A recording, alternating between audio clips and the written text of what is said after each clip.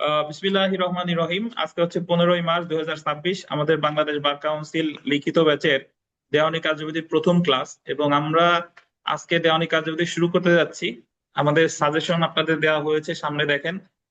Suggestion যদি দেখেন, সাজেশনে সর্বসাকুল্যে মোটামুটি ওইটা আছে প্রশ্ন, শর্ট নোট সহ 22টা আছে প্রশ্ন। তো আশা করি আমরা আজকে থেকে শুরু করলে খুব দ্রুত শেষ করতে পারবো। তো প্রথমে যে প্রশ্নটা আছে সেটা যদি দেখেন, প্লিডিং সংশোধন বলতে আপনি কি বুঝেন? প্লিডিং সংশোধনের ক্ষেত্রে নিয়ামক শর্তাবলী কি কি?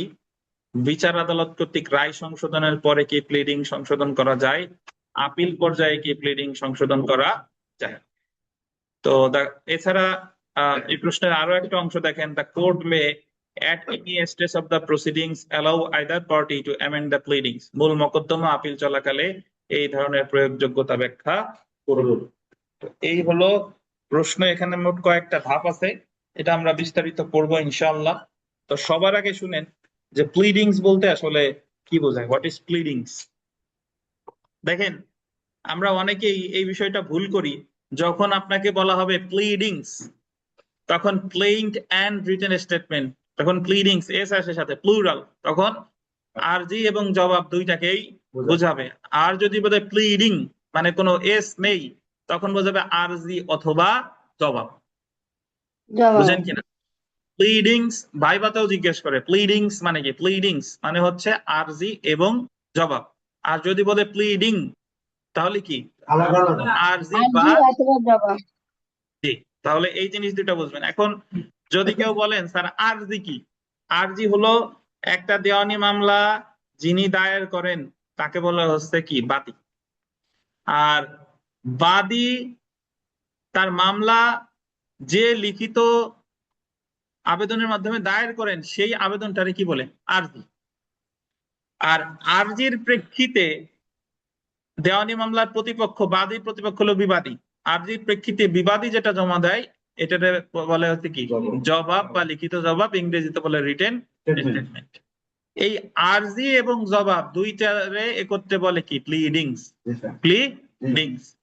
আর যদি বলে ভাইবাতে জিজ্ঞাসা করে প্লিডিং তাহলে কি আরজি অথবা জবাব, আর প্লিডিংস বললে আরজি এবং জবাব।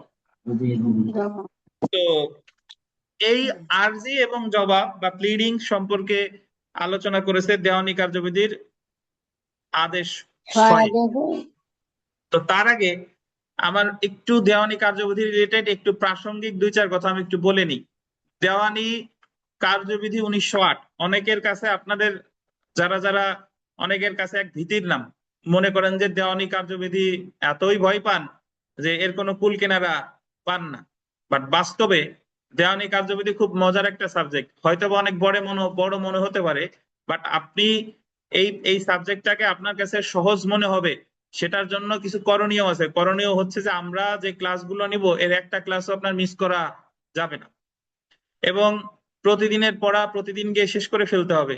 তাহলে দেখবেন যে দেওয়ানি কার্যবিধি আপনার জন্য সহজতর হয়ে গিয়েছে। তো দেওয়ানি কার্যবিধি থেকে প্রিলিমিনারি পরীক্ষায় 20টা প্রশ্ন এসে থাকে, আর লিখিত পরীক্ষায় দেওয়ানি এবং সুনির্দিষ্ট প্রতিকার আইন এই দুইটা সাবজেক্ট থেকে মোট 4টা প্রশ্ন আসে, 3টা উত্তর করা লাগে। বুঝতে পারছেন? মানে সরি, 3টা থেকে 2টা করা লাগে, 3টা থেকে 2টা করা লাগে। দেওয়ানি থেকে আসে, মানে দেওয়ানি আর সুনির্দিষ্ট এই দুইটা মিলে থাকে, 2টা থেকে 3টা আসে, উত্তর করা লাগে কয়টা, 2টা। এখন আপনি যদি মনে করেন যে দেওয়ানি থেকে এই 2টা উত্তর ইচ্ছা করলে করা যাবে, আবার দেওয়ানি থেকে একটা, সুনির্দিষ্ট থেকে একটা, তো এজন্য দেওয়ানি কার্যবিধি এবং সুনির্দিষ্ট প্রতিকার আইন এরা একে অন্যের সাথে অঙ্গাঙ্গি ভাবে জড়িত। দেওয়ানি কার্যবিধি হচ্ছে আপনার প্রসিডিউরাল ল বা পদ্ধতিগত আইন, অর্থাৎ একটা দেওয়ানি মামলা কোথায় করবেন, কিভাবে করবেন, কোন কোন বিচারিক আদালত আছে, কার আর্থিক এখতিয়ার কত, কিভাবে আপিল হবে, কিভাবে রিভিউ হবে, কিভাবে রিভিশন হবে, এই পদ্ধতিগত ব্যাপার স্যাপার সব কিছু বলা হয়েছে কোথায়, দেওয়ানি কার্যবিধিতে। এই কারণে দেওয়ানি কার্যবিধি হচ্ছে প্রসিডিউরাল ল। অপরদিকে সুনির্দিষ্ট প্রতিকার আইন এটা হচ্ছে substantive law. What is substantive law? যে আইনে প্রতিকার বা শাস্তি বলা থাকে। তো যেহেতু এটা দেওয়ানি আইন, এই জায়গায় শাস্তির কথা বলা নেই, এই জায়গায় আছে কি প্রতিকার। যেরকম বেদখল হইলে কি মামলা করবেন, বেদখল হইলে কি প্রতিকার আছে, তারপরে চুক্তি ভঙ্গ হলে কি প্রতিকার আছে, দলিল ভুল হলে কি প্রতিকার আছে, তারপরে যদি আপনারে জাল দলিল তৈরি করে কি প্রতিকার আছে, তারপরে যদি কেউ আপনার হুমকি দেয় কি প্রতিকার আছে, এই বিভিন্ন প্রতিকার সম্পর্কে আলোচনা করেছে দ্য স্পেসিফিক রিলিফ অ্যাক্ট 1877। এই কারণে সুনির্দিষ্ট প্রতিকার আইনে একটা সাবস্টেন্টিভ ল, আর সুনির্দিষ্ট প্রতিকার আইনের মামলাগুলো কিভাবে করবেন, কোথায় করবেন, এই সম্পর্কে বলা আছে কোথায়, দেওয়ানি কার্যবিধিতে। যেরকম এতদিন আমরা শেষ করেছি ফৌজদারি কার্যবিধি এবং দণ্ডবিধি, শেষ করছি না? তো ফৌজদারি কার্যবিধিতে বলছে ফৌজদারি মামলা কিভাবে করতে হয়, আর কোন মামলাগুলো ফৌজদারি কার্যবিধি অনুসারে করবেন সেটা বলছে কোথায়, দণ্ডবিধিতে। যেমন দণ্ডবিধিতে শাস্তি আছে, তাহলে দণ্ডবিধির মামলাগুলো কিভাবে করবেন সেটা বলছে কোথায়, ফৌজদারি কার্যবিধিতে। ঠিক একই ভাবে সুনির্দিষ্ট প্রতিকার আইনের মামলাগুলো কিভাবে করবেন, কোথায় করবেন, এটা বলা হয়েছে কোথায়, দেওয়ানি কার্যবিধি। তো এটা একটা কথা। আর একটা আনুষঙ্গিক কথা হলো যে দেওয়ানি মামলা আসলে কাকে বলে, দেওয়ানি মামলা কাকে বলে।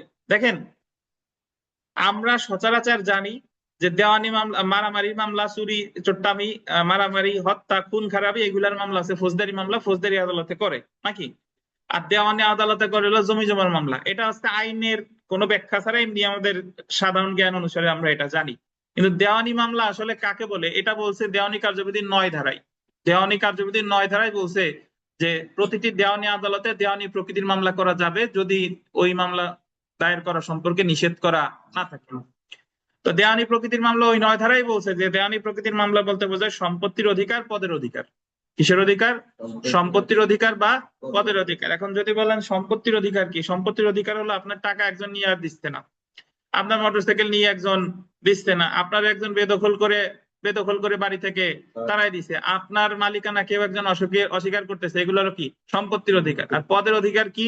পদের অধিকার হলো আপনার ভোট দেওয়ার অধিকার আছে, আপনার ভোট দিতে দিচ্ছে না, আপনারে একজন আপনি একজনের মানে একজন ব্যক্তি এসে দিনেশে বলতেছে যে সে হলো দিনেশের ছেলে, কিন্তু দিনেশ অস্বীকার করতেছে, তাহলে দিনেশ যে অস্বীকার করতেছে, ছেলেরা অস্বীকার করতেছে, তাহলে ওই ছেলে মামলা, এটা কি পদের অধিকার। তাহলে সম্পত্তির অধিকার বা পদের অধিকার সংক্রান্ত মামলা হলো কি মামলা, দেওয়ানি মামলা। তো এই হলো আনুষঙ্গিক আলোচনা। এখন শুনি, যখন আমরা দেওয়ানি কার্যবিধির প্রিলিমিনারি পড়ি, এমসিকিউ প্রিলিমিনারি পড়ি, তখন ওখানে আমাদের বিস্তারিত পড়া লাগে, অনেক খুঁটিনাটি বিষয় সহকারে পড়া লাগে। আর লিখিততে একটু ছাড় আছে, লিখিততে প্রিলিমসে একটু কম পড়া লাগে, বাট যে লিখিততে যতটুকু পড়বেন ততটুকু সম্পর্কে একটা ভালো ধারণা নিতে হবে। তো আমরা এই যে আজকে যে আলোচনা শুরু করলাম, যে প্রথমে যে প্লিডিংস বলতে আপনি কি বুঝেন, প্রথমে প্রশ্ন আছে প্লিডিংস বলতে কি বুঝেন। তাহলে প্লিডিংস আসলে কি? প্লিডিংস হলো আরজি এবং জবাব। তো একটা বাদী তার মামলা যে কারণে দায়ের করে, মানে বাদী মামলা করে আদালতের কাছে কি কি প্রতিকার চাচ্ছে, সবকিছু কিসে থাকে, আরজিতে। আর আরজির পরিপ্রেক্ষিতে বিবাদী এসে যে জবাবটা দেয় সেটাকে বলে লিখিত জবাব। আরজিতে বাদী যা যা দাবি করে, লিখিত জবাবে বাদী তা তাই কি করে, অস্বীকার করে। আর এই দুইটা এরাই বলে একত্রে কি বলে, প্লিডিং। এখন এই প্লিডিং সম্পর্কে আলোচনা করেছে দেওয়ানি কার্যবিধির 6 আদেশে। কত আদেশে? 6 আদেশে। এখন যারা একেবারে প্রথম থেকে আছেন, যেহেতু আপনারা প্রিলি পাস করে আসছেন, এই কারণে আমি অনেক কথা বলবো না। দেওয়ানি কার্যবিধিতে মোট ধারা আছে 158টা, আর তফসিল আছে 5টা। আর পাঁচটা তফসিলের দ্বিতীয় এবং পঞ্চম তফসিল হচ্ছে বাতিল।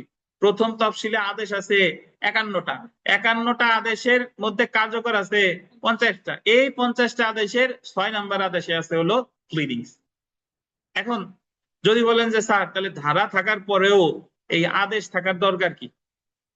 ধারা হচ্ছে সংক্ষিপ্ত রূপ, আর ধারায় যা বলা হয়েছে সেটারে বিস্তারিতভাবে ব্যাখ্যা করেছে কোথায়, আদেশে। অর্থাৎ আমি ছোট্ট একটা বিষয় বলি, ধরেন দেওয়ানি মামলার দেওয়ানি কার্যবিধি 26 ধারায় বলেছে যে প্রতিটি দেওয়ানি মামলা শুরু হবে আরজি দাখিলের মাধ্যমে, আরজি দাখিলের মাধ্যমে। এখন আরজি দাখিলের মাধ্যমে 26 ধারা এই কথা বলে শেষ, কিন্তু আরজিটা কি কি উপাদান থাকবে, আরজিতে কে কে স্বাক্ষর করবে, আরজি খারিজ হইলে কি হবে, আরজি ফেরত হইলে কি হবে, এই বিস্তারিত বিধিবিধান কিন্তু 26 ধারায় নেই। এই বিধিবিধানগুলো আছে কোথায়, আদেশে। তো এজন্য ধারায় যে কথা বলেছে তার বিস্তারিত ব্যাখ্যা বলেছে কোথায় ভাই, আদেশে। এই যে তাহলে আমরা এখন চলে আসি প্লিডিং সংশোধন বলতে আপনি কি বুঝেন। এখন আমরা তো নর্মালি জানলাম যে প্লিডিংস কি, জানছি না? এখন প্লিডিং সংশোধন মানে হলো যে আপনি বাদী একটা মামলা করছে, মামলা করার পরে এখন ওই মামলায় তো অনেক কথা লিখছে উনি, লেখার পরে এখন আপনি জানেন যে মানুষ যেহেতু যে কোনো জিনিস আমাদের ভুল হতে পারে। ধরেন এক জায়গায় আরজি লেখার কথা একজনের নাম ভুলক্রমে লিখে ফেলছে আর একজনের নাম, বা আরজিতে একটা বিষয় উল্লেখ করা দরকার ভুলক্রমে আপনি উল্লেখ করেনি নাই, তার মানে আপনার আরজিতে কি থেকে গেছে, ভুল থেকে গেছে, বা আরো কিছু ওই জায়গায় অন্তর্ভুক্ত হওয়ার দরকার ছিল। এটা হলো একটা। আর একটা হলো বিবাদী এসে যখন লিখিত জবাব দিছে, লিখিত জবাবে সে অনেক কিছু উল্লেখ করছে, বা দুইটা কথা ছিল আর উল্লেখ করার দরকার ছিল, সে সেটা কি করে নাই। বা একটা অ্যামাউন্ট লিখতে 5 লক্ষ, সেটারে ভুলক্রমে শূন্য একটা কম হয়ে গেছে, 50 হয়ে গেছে। তাহলে এই যে যে বিধিবিধান বাদী তার আর্জিতে বা বিবাদী তার লিখিত জবাবে যখন করণিক ভুল করে, ক্লারিক্যাল মিস্টেক করে বা অন্য কোনো ভুল করে, তাহলে সেই ক্ষেত্রে তাদের এই ভুল সংশোধনের একটা সুযোগ আছে। এই ভুল সংশোধনটাকেই বলে কি প্লিডিং সংশোধন। এই প্লিডিং সংশোধন আবার 6 আদেশের কত বিধিতে আছে? 17 বিধি। আদেশ সমূহ যার সমন্বয়ে গঠিত এটাকে বলা হচ্ছে বিধি। কিভাবে? ধরেন ধরেন একটা ধারা, উদাহরণস্বরূপ বলি যে 114 115 ধারা, 115 ব্র্যাকেটে 1, 115 ব্র্যাকেটে 2, 115 ব্র্যাকেটে 3। তাহলে এই যে ব্র্যাকেটের গুলারে আমরা কি বলি? উপধারা। উপধারা 115 ব্র্যাকেটে 1 মানে 115 উপধারা কত? 1। 115 উপধারা কত? 2। 115 উপধারা কত? 3। বুঝছেন? তাহলে ধারা যার সমন্বয়ে গঠিত তাদেরকে কি বলে? উপধারা। অপরদিকে আদেশগুলো যার সমন্বয়ে গঠিত এটার বলে বিধি। অর্ডারের সাথে অনেক ধরনের 6 আদেশে 6 অর্ডার 6 দেওয়া, ব্র্যাকেটে 1 2 3 4 5 6 7 8। তাহলে অর্ডারের সাথে ব্র্যাকেটে যা আছে ওগুলোর কি বলে? বিধি বা রুল। বিধি বা রুল। বুঝতে পারছেন?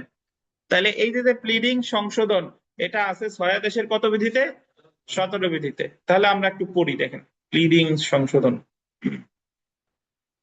একটি দেওয়ানি মোকদ্দমা শুরু হয় আরজি দাখিলের মাধ্যমে, এবং যার বিরুদ্ধে বক্তব্য আনয়ন করে আরজি দাখিল করা হয় সেই ব্যক্তি তথা বিবাদী আদালতে তার বক্তব্য লিখিত জবাবের মাধ্যমে কি করে? প্রদান করে থাকে। বাদীর এই আরজি এবং লিখিত জবাবকে একত্রে কি বলে? প্লিডিং। তাহলে আমি যে সংক্ষেপে যে কথা বললাম যে একটা দেওয়ানি মামলা শুরু হয় কিসের মাধ্যমে? আরজির মাধ্যমে। আর যার বিরুদ্ধে মামলা দায়ের করা হয় সে যেটা দেয় সেটা কি? লিখিত জবাব। বাদীর এই আরজি আর বিবাদীর লিখিত জবাবকে একত্রে কি বলে? প্লিডিং।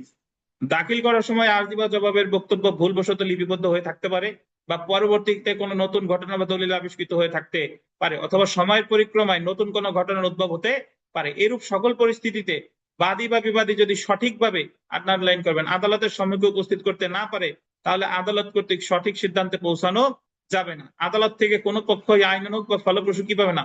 প্রতিকার লাভ করতে পারবে না। উপরোক্ত পরিস্থিতিতে আরজি বা জবাবে নতুন কোন আন্ডারলাইন করেন বক্তব্য সংযোজন। নতুন কোন বক্তব্য কি? সংযোজন। সংযোজন মানে হলো নতুন করে কোনো কিছু যুক্ত করছে। বিয়োজন। বিয়োজন মানে হলো যেটা আছে সেটারে কি দিছি? কেটে দিছি। তাই এমন তথ্য যা পূর্বে কোনো পক্ষের গোচরীভূত ছিল না তা সংযোজন করে আরজি বা জবাবে যে পরিমার্জন বা পরিবর্তন করা হয় দেওয়ানি কার্যবিধিতে তাকে আরজি বা জবাব সংশোধন বা প্লিডিং সংশোধন বলে। দেওয়ানি কার্যবিধির 1908-এর 6 আদেশের আন্ডারলাইন করবেন 6 আদেশের 17 বিধিতে প্লিডিং সংশোধন সম্পর্কে আলোচনা করা হয়েছে। দেখেন প্লিডিং সংশোধনের আমি ছোট্ট একটা উদাহরণ দেই। এরকম হতে পারে যে আপনি একটা সুনির্দিষ্ট প্রতিকার আইন পড়ার সময় বুঝবো, বাট এখন থেকে একটু বোঝাই। ধরেন আরিফ সাহেব একটা বাড়ির মালিক। এখন আরিফ সাহেবকে এলাকার লোকজন এসে, দুষ্কৃতিকারীরা এসে ওনারে জোরপূর্বক ওনারে বেদখল করেছে। করার পরে এখন আরিফ সাহেব যদি এই দখল ফেরতের মামলা চায়, তাহলে ওনাকে একসাথে দুইটা জিনিস চাইতে হবে। এক হলো দখল চাইবে, আর হলো সত্য চাইবে। সত্য মানে হলো আদালতের কাছে চাইতেছে যে আমার মালিক ঘোষণা করা হোক, আমার মালিক হিসেবে আমি মালিক ঘোষণা করা হোক। আর দখল মানে হলো মালিক যেহেতু আমি হয়েছি, আমার সম্পত্তিও আমারে দখল ফিরাইয়া দেওয়া। এখন উনি শুধু মামলা করছে সত্য চেয়ে, দখল চাই না। উনি মামলা করছে সত্যের মামলা। তো সত্যের মামলা উনি করছে যে ইওর অনার আমার মালিক হিসেবে ঘোষণা করা হোক। এখন ওনারে যদি মালিক হিসেবে ঘোষণা করা হোক, কিন্তু উনি তো দখল চাই নেই, মালিক হিসেবে ঘোষণা করলোই, দখল আছে কার কাছে? তার কাছেই থেকে যাচ্ছে। তাহলে এই ক্ষেত্রে আদালতের কাছে ওই আরিফ সাহেবের চাওয়া উচিত ছিল দুইটা জিনিস একসাথে। একটা হলো কি? সত্য প্লাস দখল। এখন এই পরিস্থিতিতে আরিফ সাহেব আদালতে আবেদন করতে পারে প্লিডিং সংশোধনের, যে আমার সত্য আমি চেয়ে ফেলছি, তখন দখল চাওয়া হয়নি, ন্যায় বিচারের স্বার্থে দখল আমারে এখানে আর্জিতে অন্তর্ভুক্ত করে দেন, নাহলে দখলের জন্য আবার আমার আলাদা একটা মামলা করা লাগবে। বাট এই দুইটা বিষয় এক মামলায় বিচার করা কি সম্ভব? সো এজন্য যদি গুরুত্বপূর্ণ বিষয় আপনার আর্জিতে অন্তর্ভুক্ত না থাকে, বা অনাকাঙ্ক্ষিত অনেক বিষয় আর্জিতে অন্তর্ভুক্ত করছেন, তাহলে গুরুত্বপূর্ণ বিষয় সংযোজন বা অনাকাঙ্ক্ষিত বা মানে যেগুলো দরকার নেই অপ্রয়োজনীয় বিষয় বিয়োজনের জন্য আদালত আর্জি বা লিখিত জবাব সংশোধনের আদেশ দিতে পারে। এটাই বলা হয়েছে 6 দেশের কততে, 6 দেশের 17 বিধিতে। এখন দেখেন প্লিডিং সংশোধনের ক্ষেত্রে নিয়ামক শর্তাবলী বা বিবেচ্য বিষয়। প্লিডিং সংশোধনের ক্ষেত্রে নিয়ামক নিয়ামক শর্তাবলী বা বিবেচ্য বিষয়। নিয়ামক মানে হচ্ছে প্রয়োজনীয় শর্তাবলী, বুঝছেন? এখন বিষয় হলো যে আপনি তো আদালতে গেলেই কি তাহলে আদালত আপনার প্লিডিং সংশোধনের দরখাস্ত মঞ্জুর করবে? না, এই জায়গায় আদালত কতগুলো বিষয় দেখবে যে আসলেই কি আপনার কি আসলেই অসতর্কতা ছিল কিনা, মানে আসলেই কি আপনি ইচ্ছা করে কাজটা করতেছেন না আসলেই বুঝতে পারেন নাই। আর প্লিডিং সংশোধন করলে মামলার নেচার চেঞ্জ হইয়া যাবে কিনা। এখন আপনি যদি একজনের বিরুদ্ধে মামলা করছেন 50 লাখ টাকা চেয়ে, কয়দিন পর আবেদন করছেন যে অনার আমি 50 লাখ টাকা পাবো না, আমি 1 কোটি টাকার কাছে পাবো, 50 লাখের জায়গায় 1 কোটি লিখলে মর্জি হয়। প্লিডিং সংশোধনের আদেশ দিতে কি হয়, মর্জি হয়, এটা দিবে না। কারণ যদি প্লিডিং সংশোধনের কারণে মামলার নেচারই চেঞ্জ হয়ে যায় বা প্রতিপক্ষ মানে অবিচারের সম্মুখীন হয়, তাহলে কখনোই কি দিবে না, প্লিডিং সংশোধনের আদেশ দিবে না। কিন্তু যদি এরকম হতো যে 50 লাখের জায়গায় আপনি যদি বলতেন যে আমার শূন্য একটা কম হয়ে গেছে, বা বিবাদী একজন রে করছি, বিবাদী আরো 2জন রে করা দরকার, এই কারণে প্লিডিং সংশোধন করা দরকার, সেই ক্ষেত্রে আবার আদালত কি করতে পারতো, সংশোধনের আবেদন মঞ্জুর করতে পারতো। বুঝতে পারছেন? আর একটা বিষয়, 2012 সালে দেওয়ানি কার্যবিধির একটা সংশোধনী এসেছিল। ওই সংশোধনীতে বলেছে যে প্লিডিং সংশোধনের আবেদন করতে হবে যত দ্রুত পারা যায়, at the earliest possible opportunity. মানে আপনি মামলায় হেরে যাচ্ছেন, বাদী বিবাদী, এমন সময় এসে মনে হলো যে প্লিডিং সংশোধনের একটা দরখাস্ত দেই যাতে আর কয়দিন মামলাটা চলে। এরকম পরিস্থিতিতে যদি আপনি দেন তাহলে জীবনও আদালত প্লিডিং সংশোধনের দরখাস্ত কি করবে না, মঞ্জুর করবে না। আদালত আগে দেখবে যে আপনার কি যথেষ্ট সতর্কতা ছিল কিনা। আদালত যদি দেখে যে যথেষ্ট সতর্কতা থাকার পরেও আপনি প্লিডিং সংশোধনের আসলেই দরখাস্ত করতে পারেন নাই, আসলেই আপনি ভুক্তভোগী, তাহলেই প্লিডিং সংশোধনের দরখাস্ত কি করবে, মঞ্জুর করবে, নতুবা কি করবে না। তাহলে আমরা যদি একটু দেখি, দেখেন আইনগতভাবে প্লিডিং সংশোধনের ক্ষেত্রে কিছু সতর্কতা বা সীমাবদ্ধতার প্রশ্ন রয়েছে। দেওয়ানি কার্যবিধি অনুযায়ী মকদ্দমার গোল দিবেন যে কোনো পর্যায়ে। কোন পর্যায়ে? যে কোনো পর্যায়ে আদালত প্লিডিং সংশোধনের আবেদন মঞ্জুর হয়ে গেছে, এখানে মঞ্জুর হবে, ময়ের রস্যটা কেটে দেন, মঞ্জুর করতে পারে। তবে 2012 সালের সংশোধনী অনুযায়ী প্লিডিং সংশোধনের দরখাস্ত যথাযথ সতর্কতা অবলম্বন যথাসম্ভব দ্রুতই করতে হবে। মকদ্দমার এই যে দেখছেন বললাম না, 2012 সালের সংশোধনী অনুযায়ী প্লিডিং সংশোধনের দরখাস্ত যথাযথ সতর্কতা অবলম্বন করে যথাসম্ভব কিসে করতে হবে, দ্রুত করতে হবে। মকদ্দমার যে কোনো পর্যায়ে প্লিডিং সংশোধনের আবেদন করতে হলে আদালতকে কমপক্ষে কয়েকটি বিষয় সম্পর্কে আন্ডারলাইন করবেন, সন্তোষজনক ব্যাখ্যা দিতে হবে। আদালতকে আপনি কয়েকটা বিষয়ে স্যাটিসফাইড করবেন, তাহলেই আদালত আপনার প্লিডিং সংশোধনের দরখাস্ত কি করবে, মঞ্জুর করবে। সেই বিষয়গুলো কি কি দেখেন, প্রস্তাবিত সংশোধনীটি পক্ষগণের মধ্যে আন্ডারলাইন করবেন, বিরোধ নিরসনে আবশ্যক। আপনি যদি আদালতে বোঝান যে ওনার এই সংশোধনীটি দুই পক্ষের মধ্যে বিরোধ নিরসনের জন্য আবশ্যক, আপনি যদি এটা সংশোধনীর নির্দেশ না দেন তাহলে দুই পক্ষের মধ্যে কোনোভাবে বিরোধ নিরসন করা সম্ভব হবে না। তারপরে 2 নাম্বার, প্রস্তাবিত সংশোধনীটি দ্বারা আন্ডারলাইন করবেন অপর পক্ষের কোনো ক্ষতি হওয়ার সম্ভাবনা নেই। এই যে যে সংশোধনী, এটা যদি সংশোধন করা হয়, আনা হয়, তাহলে যে প্রতিপক্ষ আছে তার কি নাই, কোনো ক্ষতি হওয়ার সম্ভাবনা নেই। ক্ষতি হওয়ার সম্ভাবনা নাই মানে হলো মামলা দায়েরের পরে যেরকম যে অবস্থা ছিল সংশোধনের পরেও কি সেই অবস্থায় থাকবে, অবস্থার কোনো পরিবর্তন হবে না। প্রস্তাবিত সংশোধনীর ফলে বিবাদীর অনুকূলে জন্মানো কোনো বৈধ অধিকার নষ্ট হবে না, এবং এই সংশোধনীর ফলে বিবাদীর যদি কোনো আইনগত অধিকার থাকে সেই অধিকারটা কি হবে না, নষ্ট হবে না।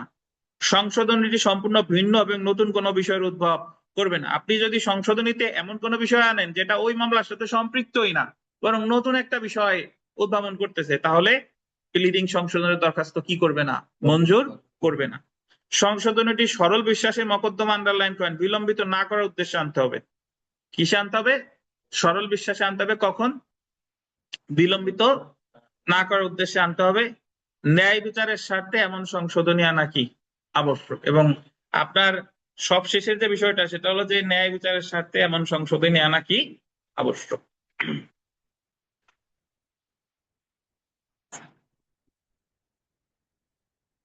বাতাসে খুলে যায় বোধহয়, সমস্যা নাই। দেখেন এখন আমাদের সবচেয়ে গুরুত্বপূর্ণ যে প্রশ্নের যে অংশটা বহুবার বাংলাদেশ বার কাউন্সিল পরীক্ষায় এসেছে এবং স্যার আসার সম্ভাবনা আছে। হ্যাঁ বলেন, বলেন স্যার ভারতী। সাউন্ড কম হচ্ছে স্যার, শোনা যায় না। অন্য সবার কি কম আসে নাকি আমার উনারে একা কম আসে একটু জানেন? অন্য সবাই একটু মন্তব্য করেন। স্যার সাউন্ড তো ঠিক আছে। শোনা আচ্ছা তাহলে যাইতেছে। ভারতী তাহলে আপনার সমস্যা হয়েছে, একটু দেখেন। কি জানি বলতে পারতেছি না, স্যার। যদি বেশি অফ সমস্যা করে হয় তাহলে দিলাম। একবার মানে আপনি একবার লিভ নিয়ে আবার জয়েন করেন। আচ্ছা, বেশি হবে। রায় ঘোষণার পরে প্লিডিং সংশোধন বা আপিল পর্যায়ে প্লিডিং সংশোধন, এই জায়গায় অ্যাকচুয়ালি তিনটা জিনিসের উত্তর আছে। তিনটা পার্ট দেখেন এখানে অবলিক দিয়ে দিয়ে দেওয়া। একটা বলছে কি দেখেন, রায় ঘোষণার পরে, দেখছেন রায় ঘোষণার পর প্লিডিং সংশোধন, এটা একটা। আপিল পর্যায়ে প্লিডিং সংশোধন প্রশ্নে আসে, প্রশ্নে এইভাবে আসে যে রায় সংশোধনের পরে, রায় ঘোষণার পর প্লিডিং সংশোধন করা যায় কিনা।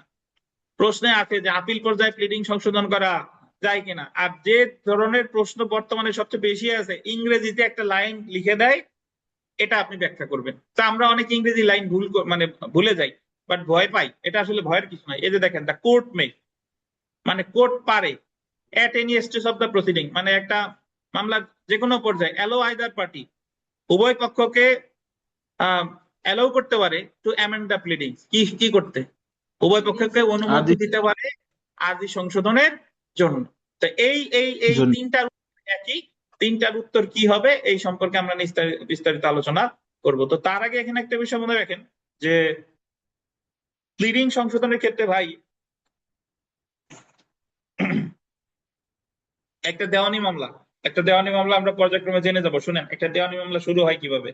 একটা দেওয়ানি মামলা শুরু হয় আরজি দাখিলের মাধ্যমে। আরজির পর হচ্ছে সমনের পর হচ্ছে লিখিত জবাব, লিখিত জবাবের পর উভয় পক্ষ হাজির হবে। উভয় পক্ষ হাজির হওয়ার পর ওই মামলাটা মধ্যস্থতায় পাঠাবে। মধ্যস্থতা যদি ব্যর্থ হয় তাহলে ওই মামলা বিচার্য বিষয় গঠন হবে। বিচার্য বিষয় গঠনের 15 দিনের মধ্যে, 10 দিনের মধ্যে আবার 30 ধারা হবে, ডিসকভারি অ্যান্ড ইন্সপেকশন 30 ধারা হবে। এখন বিচার্য বিষয়ের 120 দিনের মধ্যে হবে চূড়ান্ত শুনানির দিন নির্ধারণ, এসডিপিএ, সেটলিং ডেট ফর পারমেন্টরি হিয়ারিং। চূড়ান্ত শুনানির দিন নির্ধারণের পরে চূড়ান্ত শুনানি শেষ হবে 120 কার্য দিবসের মধ্যে, যেটা বলে পিএইচ, পারমেন্টরি হিয়ারিং। 120 কার্য দিবসের মধ্যে যদি চূড়ান্ত শুনানি শেষ না করা যায় তাহলে হবে ফার্দার পিএইচ, মানে এফপিএইচ, ফার্দার পারমেন্টরি হিয়ারিং, অধিকতর চূড়ান্ত শুনানি। অধিকতর চূড়ান্ত শুনানির পরে হচ্ছে আর্গুমেন্ট, আর্গুমেন্টের পরে হচ্ছে রায়, রায়ের পরে হচ্ছে ডিক্রি, ডিক্রির পরে হচ্ছে কি আপিল, আপিলের পরে কখনো রিভিউ, কখনো রিভিশন। এখন মোটামুটি আপিল পর্যন্ত হচ্ছে দেওয়ানি মামলার একটা স্তর। তো এখন কথা হলো যে একটা মামলা তো বিচার শেষ, রায়ের মাধ্যমেই তো বিচার শেষ হয়ে গেছে। তাহলে বিচার যেহেতু শেষ হয়ে গেছে, এখন রায় ঘোষণার পরেও কি প্লিডিংস মানে আর্জি বা জবাব সংশোধন করা যাবে কিনা, এ হলো প্রশ্ন। বা আপিল পর্যায়ে একটা দেওয়ানি মামলার প্লিডিং সংশোধন করা যাবে কিনা, উত্তর হলো যাবে। উচ্চ আদালতের বিভিন্ন নজিরে এসেছে যে একটা দেওয়ানি মামলার যে আর্জি বা জবাব, এটা বিচারিক পর্যায়ে তো যাবেই, রায় ঘোষণার পরে যাবে, অর্থাৎ আপিল পর্যায়ে যাবে, এমনকি জারি কার্যক্রমেও যাবে। জারি কার্যক্রম মানে হলো একটা দেওয়ানি মামলার ডিক্রি যিনি পান তাকে বলে ডিক্রি দার। তো ডিক্রির ফল ভোগ করার জন্য ওনাকে আবার আরো একটা মামলা করা লাগে, যেটাকে বলে কি জারি মামলা। তো জারি মামলা আমরা একটু পরে আসবো যে জারি মামলার ক্ষেত্রেও প্লিডিং সংশোধনের কি আছে, নজির আছে।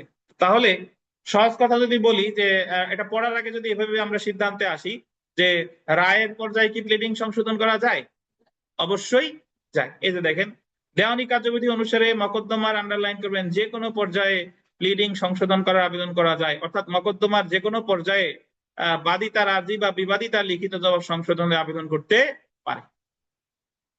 বিচার কার্য শুরুর পর আদালত কোনো প্লিডিং সংশোধনের দরখাস্ত মঞ্জুর করবে না যদি না পক্ষগণের মধ্যকার প্রকৃত বিরোধ নির্ধারণে উক্ত সংশোধনীর প্রয়োজন কি না হয়।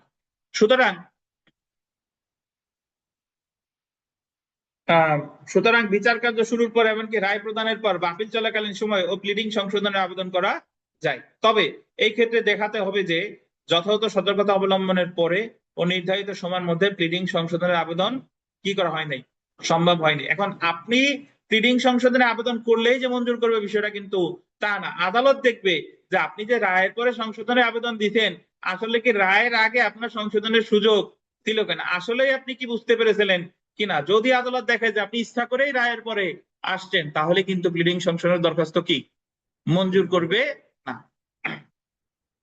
ব্যাপারটা আমরা ফৌজদারি মামলায় যদি এরকম বলি, ধরেন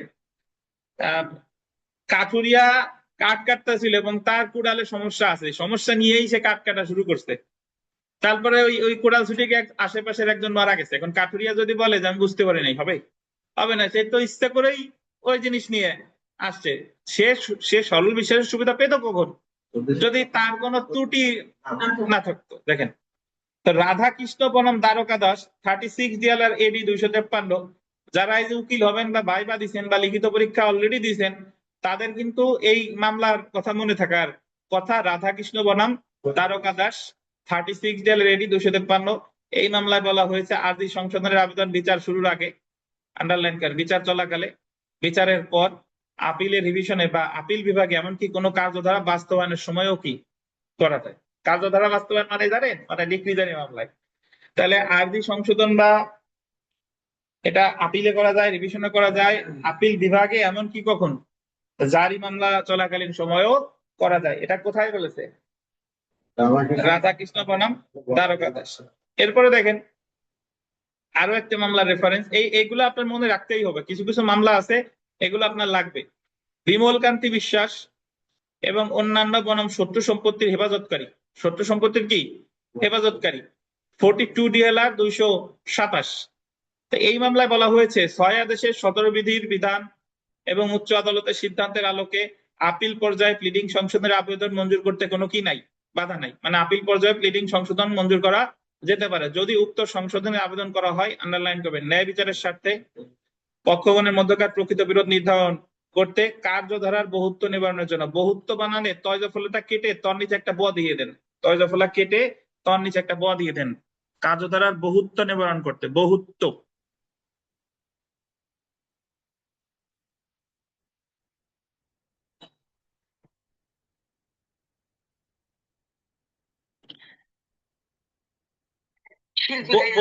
বহুত্ব বুঝেন? বহুত্ব মানে হলো যে, যদি এরকম হয় যে একটু আগে বলছিলাম না যে একটা সত্যের মামলা করতে আপনি মালিকানা চান নাই, মানে সত্য চাইছেন কিন্তু দখল চান নাই। এখন সত্য চার পরে এখন দখলের বিষয়টা নিয়ে আর্জি সংশোধনের দরখাস্ত করতে পারে, যে অর্ডার আমি সত্য চাইছি, ভুলক্রমে দখল চাই নাই, দখলের বিষয়টি এই মামলায় ঢুকানো হোক, না হলে দখলের বিষয়ের জন্য আমার আলাদা মামলা করা লাগবে। কিন্তু দুইটা বিষয় একটা মামলায় বহুত্ব নিবারণের এই জায়গা কি আছে, সুযোগ আছে। এখানে শুধুমাত্র দেখতে হবে এমন সংশোধনের মাধ্যমে নতুন একটি মকদ্দমার সূচনা করা হচ্ছে কিনা বা মকদ্দমার প্রকৃতি পরিবর্তন করা হচ্ছে কিনা। তবে এক্ষেত্রে আবেদনকারীকে দেখাতে হবে যে যথাযথ সতর্কতার পরেও বিচার শুরুর পূর্বে সংশোধনের আবেদন করতে কি পারেনি। মানে তিনি অবশ্যই দেখাবেন, ওয়েদার প্লেইন্টিফ ফর ডিফেন্ডেন্ট, তিনি অবশ্যই দেখাবেন যে তার পক্ষ থেকে সতর্কতার কোনো অভাব ছিল না, বাট তবুও তিনি এই সংশোধনের আবেদন যথাসময় কি করতে সমর্থ হননি। প্লিডিং সংশোধনের আবেদনটি অবশ্যই সরল বিশ্বাসে দায়ের করতে হবে এবং বিচার কার্য বিলম্বিত করবে না এমন উদ্দেশ্যে বিদ্যমান থাকতে হবে। অবশ্যই আপনি এটা করবেন কি বিশ্বাসে? সরল বিশ্বাসে। এবং আপনার যদি এরকম উদ্দেশ্য থাকে যে আমি বাদী, মামলায় তো হেরে যাচ্ছি, খালি খালি বিবাদ হেরে আর কয়েকদিন ঘোরানোর জন্য প্লিডিং সংশোধনের একটা দরখাস্ত পীথিকার ভাষায় গ্যাসাং করে দিয়ে দিই যাতে আর কয়েকদিন ঘোরা লাগে, এই কাজ করা যাবে না। পীথিকা কিন্তু ভাই বাদী আসছে, হোসেন মোল্লা। কে?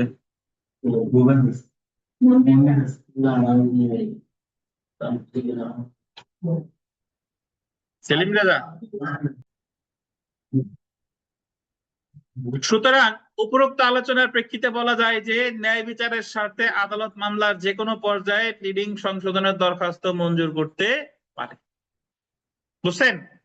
এখন এই কথাগুলো আপনি আপনার মতো করেই লিখবেন, মাঝে দুইটা মামলার রেফারেন্স একটু দিয়ে দিতে হবে। এখন আমরা প্রশ্নের পরের অংশে চলে আসি যে দেখেন, প্লিডিং সংশোধনের আবেদন দাখিলের সময় মানে এই যে আপনি প্লিডিং সংশোধনের যে আবেদন করবেন, এটা কত মানে সময় আপনাদের এটা কতদিন সময় দিবে সংশোধনের জন্য? আপনি তো আবেদন করলেন, এখন আদালত তো সময় দিবে যে এত দিনের মধ্যে তুমি সংশোধন করে দাও। তো প্রথমত এটা আমরা জানি দেখেন দেওয়ানি কার্যবিধি অনুসারে যে কোনো পর্যায়ে প্লিডিং সংশোধন করার আবেদন করা যায়, এটা তো আমরা এতক্ষণ ধরে জানলাম নাকি? অর্থাৎ খণ্ডীয়তাটা বাদ হয়ে গেছে, অর্থাৎ লাগেন, অর্থাৎ মকদ্দমার যে কোনো পর্যায়ে বাদিতা রাজি বা বিবাদিতা লিখিত জবাব সংশোধনের আবেদন করতে পারে। বিচার কার্য শুরুর পর আদালত কোনো প্লিডিং সংশোধনের দরখাস্ত মঞ্জুর করবে না, এই দাড়িটা কাটেন, মঞ্জুর করবে না, দাড়িটা কেটে দেন, যদি না পক্ষগণের মধ্যকার প্রকৃত বিরোধ নির্ধারণে উক্ত সংশোধনের প্রয়োজন না হয়। এছাড়া ছয়াদেশের আন্ডারলাইন কি বলে, ছয়াদেশের 18 বিধি অনুসারে, ছয়াদেশের 18 বিধি অনুযায়ী প্লিডিং সংশোধন করতে হবে আদালত নির্ধারিত সময় বা আদালত কোনো সময় নির্ধারণ করে না থাকলে অনধিক কত 14 দিনের মধ্যে। এটা ইম্পর্টেন্ট। ছয়াদেশের 18 বিধিতে বলতেছে যে আপনি তো প্লিডিং সংশোধনের আবেদন ছয়াদেশের 17-তে করলেন, এখন করার পরে আপনাদের প্লিডিং সংশোধনের জন্য কতদিন সময় দিবে আদালত, এটা আদালত নির্ধারিত সময় বলে দিতে পারে এতদিন, আর আদালত জাস্ট মঞ্জুর করতে কিন্তু কোনো সময়ের কথা ওখানে বলে নাই, তাহলে হবে কতদিন? 14 দিন। এখন এটার উত্তর দেখেন যে যখন প্লিডিং সংশোধনের আবেদন নামঞ্জুর এই যে ময়ূরটা কেটে দেন, যখন প্লিডিং সংশোধনের আবেদন নামঞ্জুর বা অগ্রাহ্য করা হয়, মানে আপনি কোন পরিস্থিতিতে প্লিডিং সংশোধনের দরখাস্ত যদি দেন তাহলে সেটা কি করা হবে? নামঞ্জুর করা হবে অথবা কি করা হবে? অগ্রাহ্য করা হবে। এটার উত্তর ওই যে আমরা একটু আগে পড়ছিলাম না, প্লিডিং সংশোধনের নিয়ামক শর্তাবলী, নিয়ামক কি শর্তাবলী, সেটার উত্তর আর এটার উত্তর হুবহু এক। ওই জায়গার নিয়ামক শর্তাবলীর ক্ষেত্রে ছিল প্রয়োজনীয়, যে ন্যায় বিচারের স্বার্থে প্রয়োজনীয়, তারপরে বিরোধী পক্ষের কোনো ক্ষতি করবে না, তারপরে মামলার নেচার কোনো চেঞ্জ করবে না, আর এই সরি মানে ওই পরিস্থিতিতে, আর এই জায়গায় ওই কথাগুলো জাস্ট এইভাবে চলে আসবে যে বিরোধ নিরসনে এমন সংশোধনের কোনো দরকার নাই। আর যে ওই জায়গায় আসলে ইতিবাচক, এই জায়গায় সেটা হয়ে যাবে নেতিবাচক। এই জায়গায় আসবে যে প্লিডিং সংশোধন করলে যদি মামলার নেচারই চেঞ্জ হয়ে যায় তাহলে সংশোধন মঞ্জুর কি করবে না। তাহলে ওই জায়গার কথাগুলো এই জায়গা জাস্ট কি হয়ে যাবে? না সূচক হয়ে যাবে। ওই জায়গায় যেটা না সূচক ছিল এই জায়গায় সেটা হ্যাঁ সূচক, ওই জায়গায় যেটা হ্যাঁ সূচক ছিল এই জায়গায় সেটা না সূচক। এই যে দেখেন একটু পড়ি,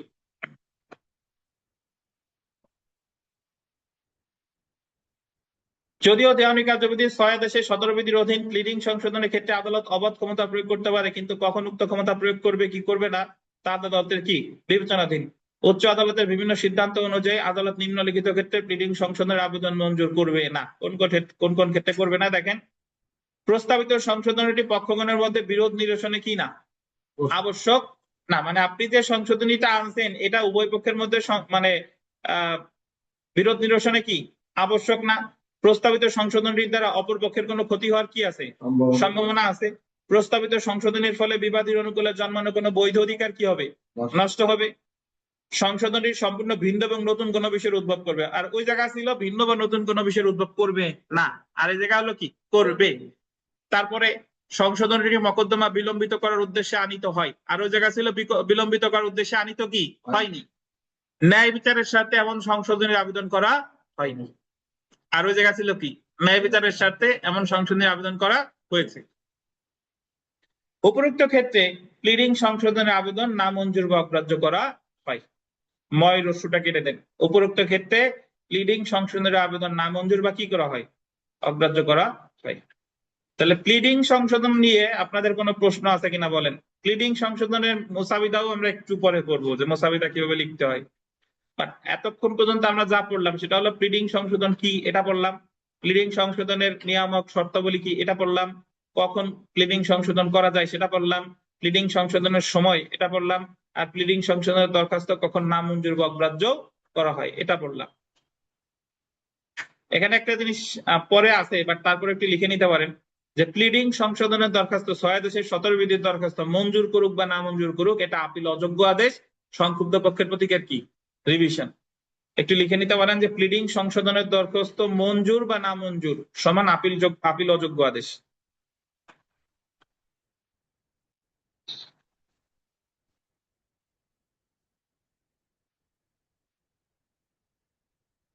প্লিডিং সংশোধনের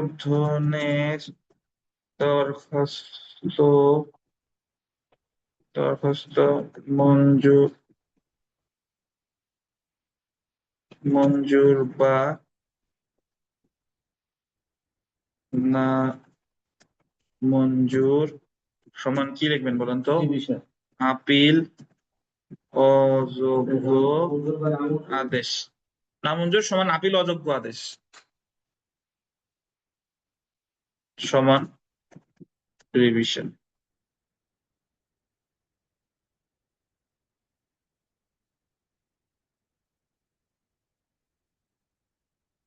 তাহলে প্লিডিং সংশোধনের দরখাস্ত মঞ্জুর করুক বা না মঞ্জুর করুক, এটা একটা কি আদেশ? আপিল অযোগ্য আদেশ। তাই সংক্ষুব্ধ ব্যক্তির প্রতিকার কি বলেন ভাই? রিভিশন। কোথায় করবে রিভিশন? উচ্চ আদালত। এখন রিভিশন কোথায় করবে সেটা আমরা পরে গিয়ে পড়বো, সমস্যা নাই। উচ্চ আদালতে রিভিশন করবে।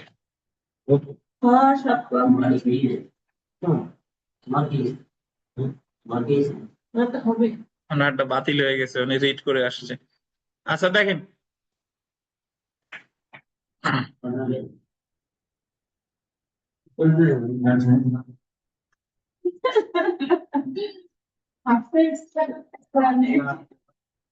আচ্ছা তো তাহলে প্লিডিং সংশোধন নিয়ে কোনো প্রশ্ন আছে কিনা আপনাদের, বলেন।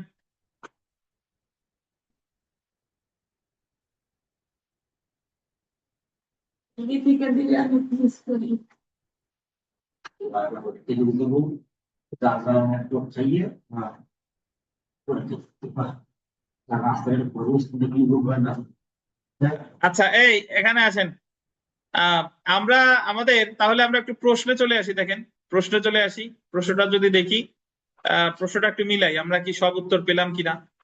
যে প্লিডিং সংশোধন বলতে আপনি কি বুঝেন? পাইছি না? পাইছি। প্লিডিং সংশোধনের ক্ষেত্রে নিয়ামক শর্তাবলী কি কি? পাইছি। বিচার আদালত কর্তৃক রায় ঘোষণার পরে কি প্লিডিং সংশোধন করা যায়? কি? পাইছি। আপিল পর্যায়ে কি প্লিডিং সংশোধন করা যায়? কি? পাইছি। The court may at any stage of the proceedings allow either party to amend the pleadings. এই মূল মোকদ্দমা ও আপিল চলাকালে এই ধারণার প্রয়োগযোগ্যতা কি করুন, ব্যাখ্যা করুন। এখন একটা কথা এখানে শিখে রাখেন, the court may at any stage of the proceedings allow either party to amend the pleadings। এই কথাটার অর্থ কি? মানে মামলা চলাকালীন যে কোনো সময় আদালত উভয় পক্ষের প্লিডিং সংশোধনের অনুমতি দিতে পারে। যখন এই ধরনের ইংরেজি লাইনযুক্ত প্রশ্ন আসে মানে কি আপনাদেরও আসবে। যদি বাংলাদেশ বার কাউন্সিলে যদি 8টা প্রশ্ন থাকে, এর ভিতর 3টা দেখবেন, 4টা দেখবেন যে ইংরেজি লাইন যুক্ত।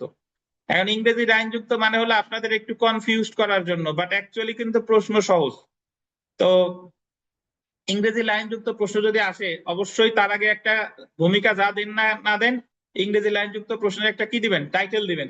এবং যখন আলোচনা শেষ হয়ে যাবে, সব আলোচনা শেষে তাই বলবেন যে আলোচনার পরিশেষে বলা যায় যে the court may allow either party the court may at any stage of the proceedings allow either party to amend the pleadings। মানে এটা দিয়েই আপনার কি দিতে হবে, শেষ করতে হবে। কিন্তু আপনারা এমন ভাবে লেখেন যে প্রশ্নে যা চাইছে আপনি আপনার মতো লিখে শেষ করে দিচ্ছেন, কিন্তু প্রশ্নে যা চাইছে সেই আঙ্গিকে আপনি লেখেন নাই। আমার কিন্তু প্রশ্ন পড়তে হবে, প্রশ্নের প্রতি পার্টে কি চাইছে সেই পার্ট অনুসারে উত্তর দিতে হবে। এখন আপনি আসছেন প্লিডিংস, প্রশ্নে কি চাইছে দেখলেন না, প্লিডিংস রিলেটেড আপনার মনে যা যা আছে সব লিখে দিয়ে আসলেন, তাহলে কিন্তু যা চাইছে সেই অনুসারে কিন্তু উত্তর লেখা হলো না। এরপরে খ নাম্বার প্রশ্নটা দেখেন। খ, কখন আরজি বা লিখিত জবাব সংশোধনের আবেদন করা যায়? কি কি কারণে আবেদন মঞ্জুর বা নামঞ্জুর করা যায় আলোচনা করুন। বলেন তো এটার উত্তর পড়ছি কিনা? একই উত্তর। ক এর যে উত্তর এটারও কি সেই উত্তর, যে কখন আরজি বা লিখিত জবাব সংশোধনে আবেদন করা যায়। মানে এই দুইটারে যদি একত্র করি, মানে প্লিডিং সংশোধনের আবেদন কখন করা যায়, কি কি কারণে উক্ত আবেদন মঞ্জুর বা কি করা যায়, না মঞ্জুর করা যায়, আলোচনা করুন। এটা হলো প্রশ্ন। না। এবার আমরা চলে আসি গ নাম্বার প্রশ্ন। দেখেন আরজি ও লিখিত বিবৃতির আবশ্যকীয় উপাদান কি কি? একটা আরজি ও লিখিত বিবৃতির আবশ্যকীয় উপাদান কি কি, মানে আরজিতে কি কি জিনিস থাকা লাগবে আর লিখিত বিবৃতিতে কি কি কি জিনিস থাকা লাগবে, এই উপাদান সমূহ জানতে চাইছে। সো আমরা এই উত্তরে চলে আসি। আসেন,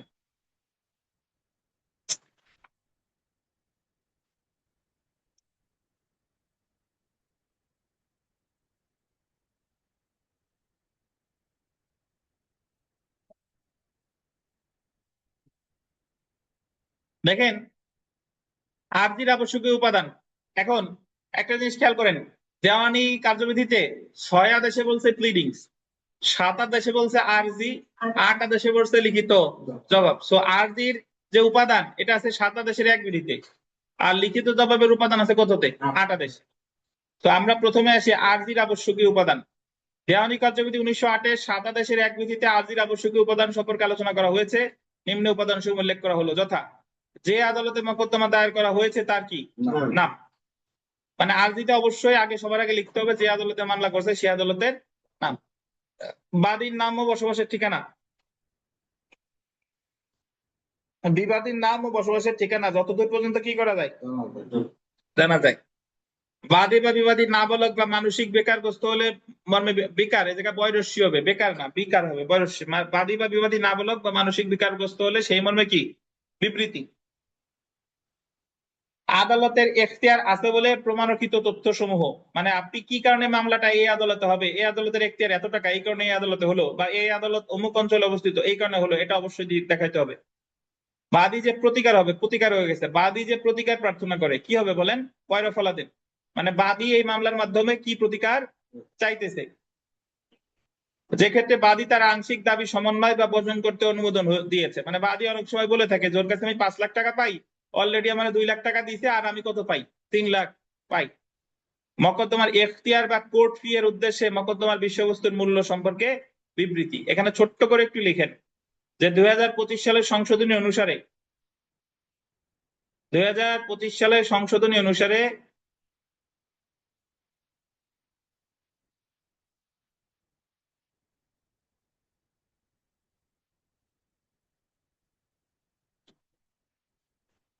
আরজিতে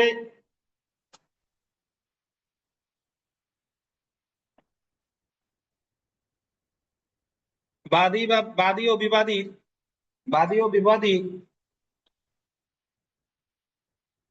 আরজিতে বাদী ও বিবাদীর জাতীয় পরিচয়পত্র নম্বর,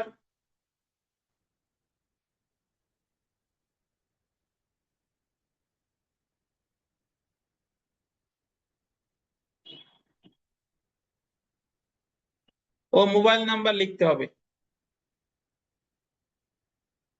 বা উল্লেখ করতে হবে।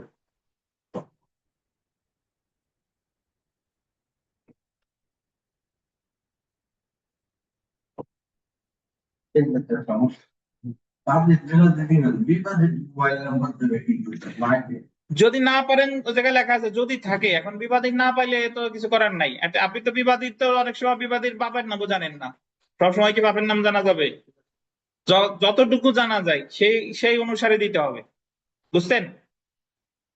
আচ্ছা, এছাড়াও দেখেন, এছাড়াও বিশেষ ক্ষেত্রে আরো কিছু বিধান প্রতিপালন করতে হয়। বিশেষ ক্ষেত্রে লেখা লাগবে না যে এছাড়াও বিশেষ ক্ষেত্রে আরো কিছু বিধান প্রতিপালন করতে হয়। কি কি দেখেন? টাকার মামলায় টাকার সুনির্দিষ্ট পরিমাণ লিখতে হবে। অর্থের মামলায় টাকা তো মানে টাকা মানে জায়গা কি বোঝানো হচ্ছে? অর্থের মামলায় অর্থের সুনির্দিষ্ট পরিমাণ, অর্থের সুনির্দিষ্ট পরিমাণ বুঝেন? মানে আপনি যদি কারোর বিরুদ্ধে মামলা করেন, যদি বলেন আনুমানিক তার কাছে 50 লাখ টাকা পাই, এভাবে হবে না। কি বলতে হবে? তার কাছে 50 লাখ টাকা পাই, সুনির্দিষ্ট অ্যামাউন্ট। স্থাবর সম্পত্তি সম্পর্কিত মামলায় উক্ত সম্পত্তির বিবরণ বা তফসিল দিতে হবে। কি দিতে হবে?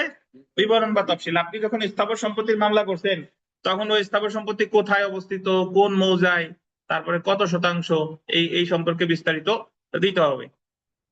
তারপরে দেখেন তামাদি হতে অব্যাহতির অজুহাত, অব্যাহতি বানানোর বৈধ ফলা আকার হবে।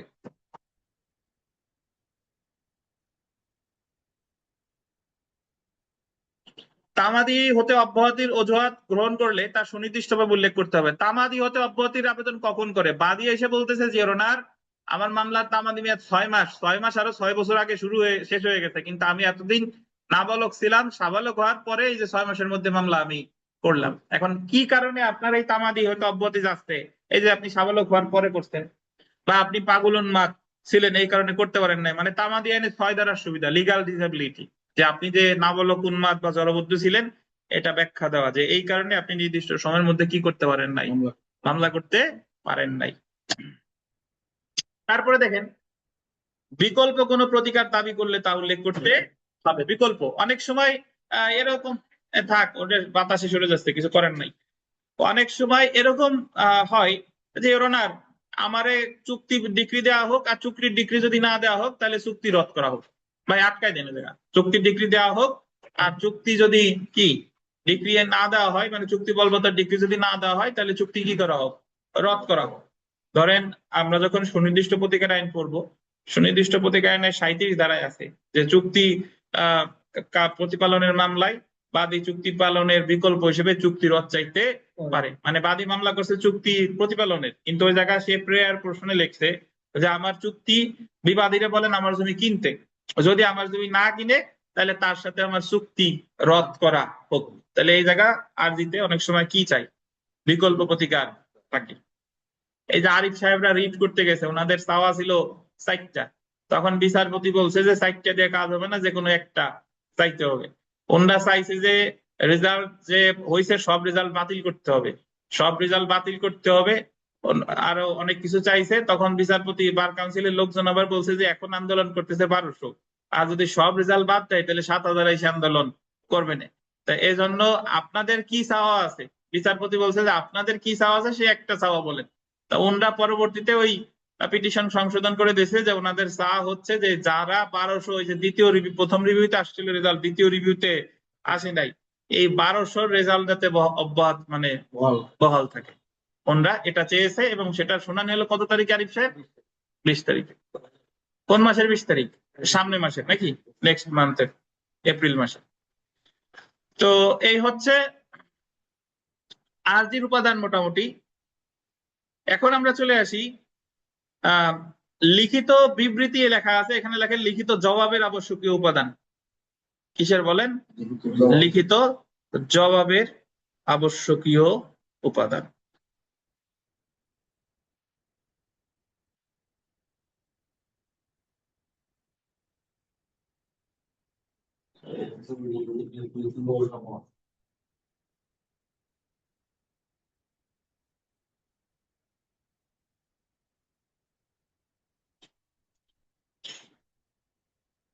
তো হ্যাঁ, লিখিত বিবৃতি বা জবাব সংক্রান্ত আবশ্যক উপাদান সমূহ কি কি তা দেওয়ানি কার্যবিধির 6 এবং 8 আদেশ একত্রে পাঠ করলে জানা যায়।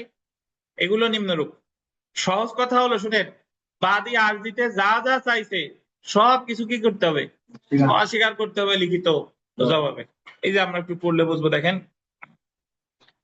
বিবাদী আত্মপক্ষ সমর্থনে যে যে বিষয় গ্রহণ করবে তার সংক্ষেপে উল্লেখ করা হলো। 1 নাম্বার, এই প্রথম 1 নাম্বারটা কেটে দেন।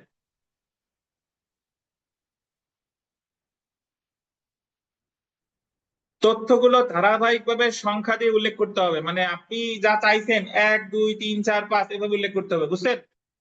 যে ক্ষেত্রে বাদীপক্ষ কোনো মিথ্যা বিবরণ, প্রতারণা বা অন্যায় প্রভাবের উপর নির্ভর করে তার সুনির্দিষ্টভাবে জবাবে কি করতে হবে, উল্লেখ করতে হবে। বাদীপক্ষ যদি কোনো প্রতারণা করে থাকে বা অন্যায় ভাবে কিছু চেয়ে থাকে, সেটা বিবাদী অবশ্যই কিসে উল্লেখ করবে, জবাবে। বিবাদী কর্তৃক বাদীর প্রতিটি দাবি সুনির্দিষ্টভাবে কি করতে হবে, অস্বীকার। অস্বীকার বানানটা ওই শয় রশ্মিটা দীর্ঘিকার দিয়ে দেন। বিবাদী কর্তৃক প্রতিটি দাবি সুনির্দিষ্টভাবে অস্বীকার, যে শয়বার রশ্মি না, কি হবে, শয়বার দীর্ঘি। Why can't they? Don't really. G,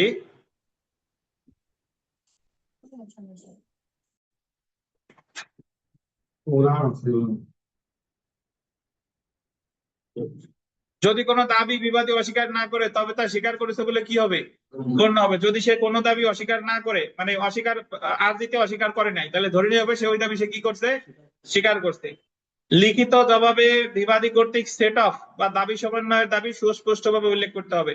set of কি, এটা আমরা আলাদাই করবো। সেট অফ হলো যে অর্থের মামলায় বাদী দাবি করছে যে আমি 1 লক্ষ টাকা পাই বিবাদীর কাছে, বিবাদী এসে দাবি করতেছে যে ওর কাছে আমি 50,000 পাই, এটা হলো সেট অফ। তাহলে বিবাদী যদি সেট অফ দাবি করে অবশ্যই লিখিত জবাবে সেটা কি করতে হবে, উল্লেখ করতে হবে।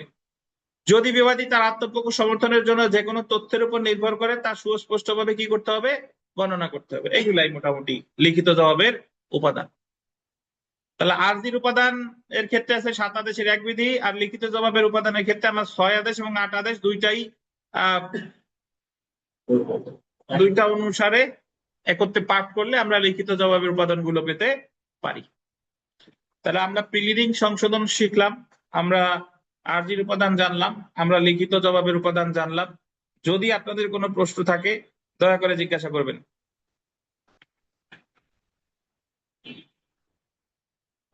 কি রকিবুল সাহেব, কোনো প্রশ্ন আছে কিনা বলেন? কোনো প্রশ্ন নাই? অনলাইনে কারো আছে? থাকলে প্রশ্ন করেন।